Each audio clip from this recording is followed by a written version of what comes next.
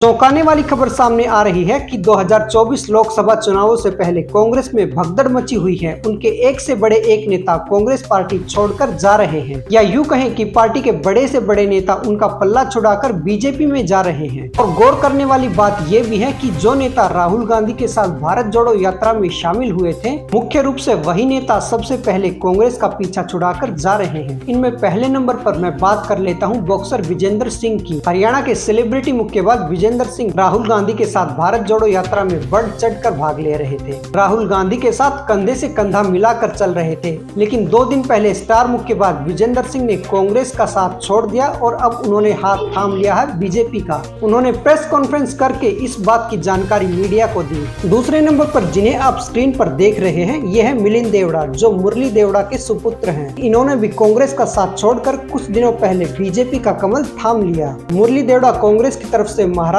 में एक बड़े कांग्रेसी नेता रहे हैं। एक और बड़ा नाम जिन्होंने कांग्रेस का हाथ छोड़ा है वो है संजय निरुपम। संजय निरुपम ने भी कुछ दिनों पहले कांग्रेस का साथ छोड़कर बीजेपी का दामन थाम लिया है। और ये सूची यहीं खत्म नहीं होती, बल्कि यहाँ तो लिस्ट की सिर्फ शुरुआत होती है। इसके बाद जो आप स्क्रीन पर देख रहे हैं, ये है गौरव वल्लभ, जो राहुल गांधी के बहुत करीबी रहे हैं और उनकी भारत जोड़ो यात्रा में उनके साथ कदम से कदम मिलाकर चल रहे थे। और इतना ही नहीं, ये तो कांग्रेस पार्टी के राष्ट्रीय प्रवक्ता थे, लेकिन इन्होंने भी कांग्रेस का साथ छोड़ने को ही उचित समझा और बीजेपी का दामन थाम लेने में ही अपनी भलाई समझी। और फाइनली इन्होंने भी सोशल मीडिया और प्रेस कॉन्फ्रेंस के जरिए ऐलान कर दिया कि ये बीजेपी में शामिल हो रहे हैं। इतना ही नहीं, हरियाणा में एक बड़ा औद्योगिक परिवार जिंदल फैमिली, जो हमेशा से कांग्रेस पार्टी में रहे हैं, और नवीन जिंदल तो कांग्रेस की तरफ से सांसद भी रहे थे। नवीन जिंदल ने भी कांग्रेस का साथ छोड़कर बीजेपी का दामन थाम लेने में अपनी भलाई समझी और आखिरकार नवीन जिंदल भी बीजेपी में शामिल हो गए।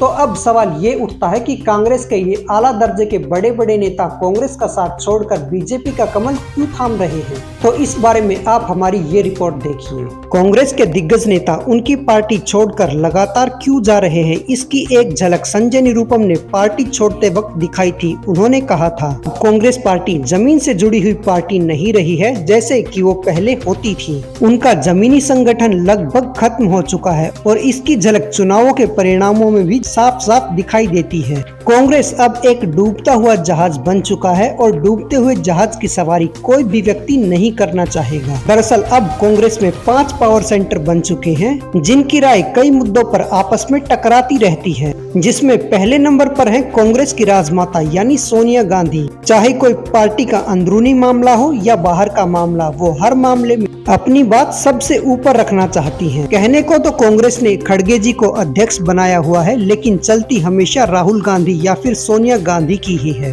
क्योंकि ये एक पारिवारिक पार्टी है। और दूसरे पावर सेंटर है राहुल गांधी, जिनकी समझदारी का विकास तो आज तक नहीं हो पाया है, लेकिन हर मामले में चलानी उनको अपनी ही होती है और कई बार तो उनके विचार सोनिया गांधी से भी टकरा जाते हैं। तीसरे नंबर पर आती हैं प्रियंका गांधी, जिनके मुद्दे तो सबसे अलग और समझ से परे होते हैं। तो ऐसे में पार्टी के नेता बेचारे करें तो करे क्या?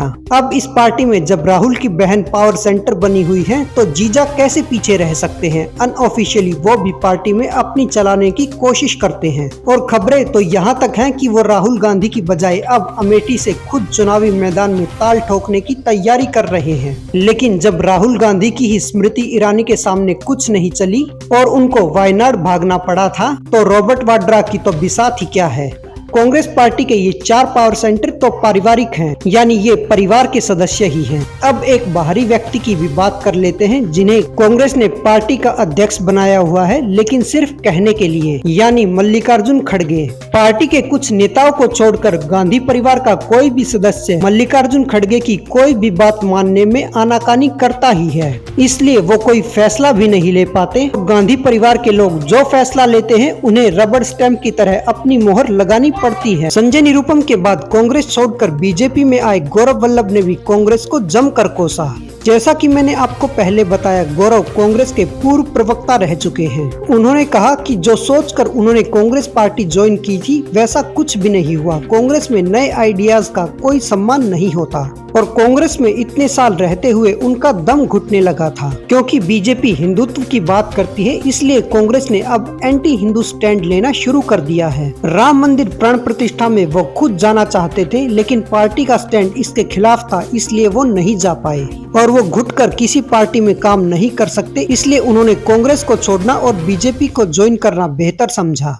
अब बात एक और बड़े नेता की कर लेते हैं जो कांग्रेस छोड़कर बीजेपी में शामिल हुए हैं। ये कोई और नहीं बल्कि अनिल शर्मा है। अनिल शर्मा के बारे में आपको बता दूं तो अनिल बिहार कांग्रेस के अध्यक्ष रह चुके हैं और 40 सालों तक लगातार वो कांग्रेस पार्टी में रहे। 2024 चुनाव से पहले अचानक उन्हें भी बीजेपी में खूबियां नजर आने लगी और कांग्रेस का दामन छोड़ना उन्हें बेहतर लगा, इसलिए वो बीजेपी में शामिल हो गए। बीजेपी में शामिल होने के बाद उन्होंने पार्टी की अंदरूनी बातें बताई कि कांग्रेस पार्टी में क्या माहौल चल रहा था और वो हिंदुत्व के खिलाफ काम कर रही थी। ये हम नहीं कह रहे बल्कि अनिल शर्मा की बातें मैं आपको बता रहा हूँ। उन्होंने कहा कांग्रेस धर्मनिरपेक्ष या सेकुलर पार्टी होने का सिर्फ ढोंग करती है, बल्कि उनकी पार्टी की अंदरूनी नीतियाँ कम्युनल या फिर सांप्रदायिकता को बढ़ाती हैं। उदाहरण के लिए कांग्रेस ने राम मंदिर का तो बहिष्कार कर दिया, लेकिन इटली के रोम में होने वाले मदर टेरेसा के सेंटहुड प्रोग्राम में उन्होंने पार्टी के नेताओं को इंडिया से इटली भेजा था। तो अब आप इसे सेकुलर कहेंगे या फिर कम्युनल? तो ऐसे देश में जहां बहुसंख्यक आबादी हिंदू है और कोई पार्टी अगर उसके खिलाफ काम करती है तो ऐसी पार्टी में वो नहीं रह सकते। उनके अनुसार वो बिना किसी दबाव और बिना किसी लोभ लालच के वो बीजेपी में शामिल हुए हैं, क्योंकि ये देश के आम लोगों की बात करती है। और सूची सिर्फ यहाँ नहीं रुकती, आप स्क्रीन पर देख सकते हैं कि कितने नेता 2024 में कांग्रेस का दामन छोड़कर बीजेपी में शामिल हो चुके हैं। तो 2024 लोकसभा चुनावों से पहले कांग्रेस की राजनीति और अंदरूनी कलह तो आपने देख ली। वहीं दूसरी तरफ अगर बीजेपी की बात करें तो मोदी लगातार 400 पार की तैयारी में जुटे हुए हैं, रैलियों पर रैली कर रहे हैं। मोदी में जीत की भूख और ललक साफ साफ दिखाई देती है, जो न तो कांग्रेस के खेमे में और न ही कांग्रेस के नेताओं में नजर आती है। मोदी जब से प्रधानमंत्री बने हैं, बीजेपी का जमीनी संगठन और भी मजबूत हुआ है। एक बात तो आपने जरूर नोटिस की होगी कि 2014 से पहले बीजेपी को कभी पूर्ण बहुमत नहीं मिला था। बीजेपी ने जब भी सरकार बनाई तो दूसरी पार्टियों से सहयोग या फिर समर्थन लेकर ही सरकार बनाई थी, लेकिन 2014 में जैसे ही बीजेपी ने मोदी को पीएम कैंडिडेट के तौर पर अनाउंस किया, बीजेपी के वोट परसेंटेज में भी बढ़ोतरी हुई और सीटों की संख्या में भी इतना उफान आया कि बीजेपी आसानी से सरकार बना ले गई खुद के दम पर,